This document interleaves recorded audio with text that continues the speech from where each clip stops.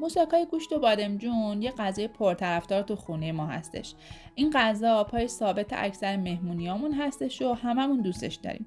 موساکا یه غذای خوشمزه و پرطرفدار کشور یونانه که تو تمام دنیا به عنوان یه غذای بین‌المللی شناخته میشه.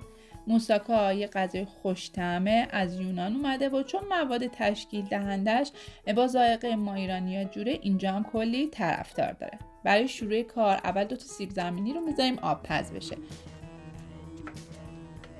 بیس اصلی غذای موساکا بادمجون هستش. در کنارش گوشت، پنیر پیتزا و سس سفید هم استفاده میشه. دیگه شما ببینید که این خوشمزه ها وقتی کنار هم قرار میگیرن اون غذا دیگه چی میشه.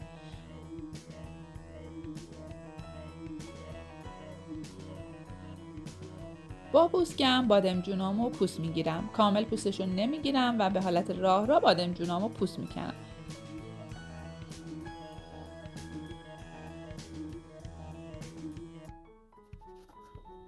حالا بادمجونام رو ورقه ورقه میکنم. شما میتونید اون رو به صورت برش های نازک هم خوردش کنید.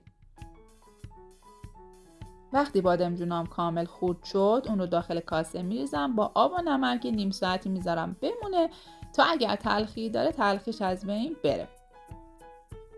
برای درست کردن مایه گوشتی داخل موساکا اول 2 تا پیاز رو خلالی ریز خورد میکنم.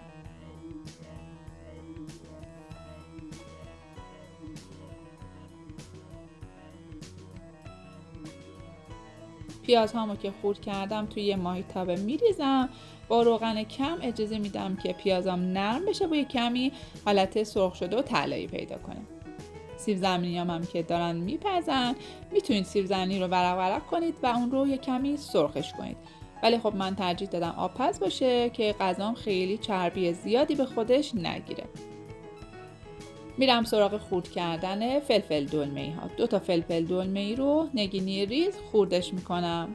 پیازام هم که داره تف میخوره، یه کمی که سبک شد گوشت چرخ شده رو بهش اضافه میکنم. نمک، زردچوبه، فلفل سیاه و آویشن رو به گوشتم اضافه میکنم. حسابی تفتش میدم که بوی گوشت از بین بره. 2-3 قاشق رو به گوجه فرنگی میریزم، اون رو هم کامل تفت میدم.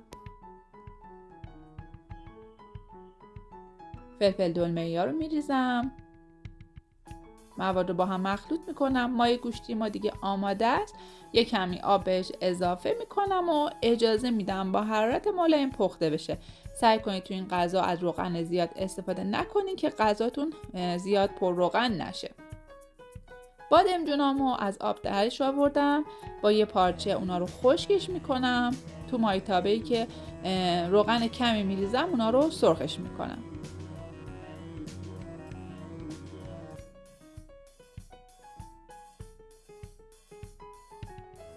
حالا نیاز داریم که سس بشامل درست کنیم. 4 قاشق آرد رو با یک کمی نمک و آویشن به همراه شیر مخلوطش میکنیم. شیر سرد رو اضافه میکنیم و کاملا هم میزنیم تا گلوله های آرد باز بشه و میتونید از کرم استفاده کنید. من کرم نمیریزم که دیگه غذام خیلی چرب نشه. یک کمی جوز هندی رنده میکنم. سسم رو خیلی خوش عطر و خوش طعم‌تر میکنه. میرم رو شعله گاز، حتما به طور مداوم هم میزنم که گلوله نشه و یک سس 1 دست رو غلیظ داشته باشم. سیب زمینی هم که پخته شده اونا رو ورقه ورقه میکنم. اجازه نمیدم که سیب زمینی خیلی پخته بشه، به حالت نیم پز در بیاد کافیه. حالا توی ظرف پیرکس رو یک کمی چرب میکنم و سیب زمینی ها رو میچینم. موساکای بادمجون یا همون گراتن بادمجون یه غذای خیلی خوشمزه و عالیه، چون از ترکیب گوشت و بادمجون و پنیر و سس که درست میشه، این مزه ها وقتی با هم ترکیب میشن طعم اون رو خیلی عالی و فوق العاده میکنه. مطمئنم اگر یه بار درستش کنید پای ثابت تمام مهمونیاتون میشه. من بادمجونام رو با روغن کمی سرخ کردم. حالا اونا رو روی سیب زمینی ها میچینم. مایه گوشتیم هم که دیگه آبش کشیده شده روی بادمجونام میریزم و سطح روش رو کاملا با مواد گوشتی پر میکنم. 1 کوچولو پنیر پیتزا میریزم و حالا سس بشامل ما که کاملا غلیظ شده و 1 دست درست شده روی گراتن میریزم و پخشش میکنم. تمام سطح گراتنم باید با سس بشاملی که درست کردم پوشونده بشه.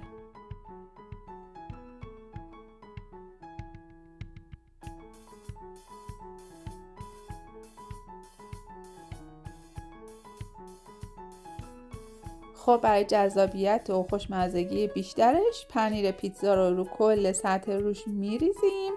دیگه غذای خوشمزمون آماده است که بره توی فر با دمای 180 درجه حدود نیم ساعت تا 40 دقیقه زمان میبره که کاملا روش برشته و طلایی بشه و اینطوری خوشگل از فر در بیاد. این غذا به قدری جذاب و لذیذه که مطمئنم که اگر 1 بار درستش کنی عاشقش میشی. دیگه برای مهمونیات همیشه لازانیا درست نمی کنی، میری سراغ این غذای خوشمزه.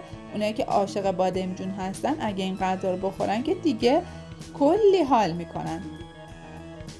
برای شماهایی که تو مهمونیاتون دغدغه درست کردن یه غذای خاص رو دارین، بهتون این غذا رو پیشنهاد میدم درست کنین و مهمونای خاصتون رو سورپرایز کنین.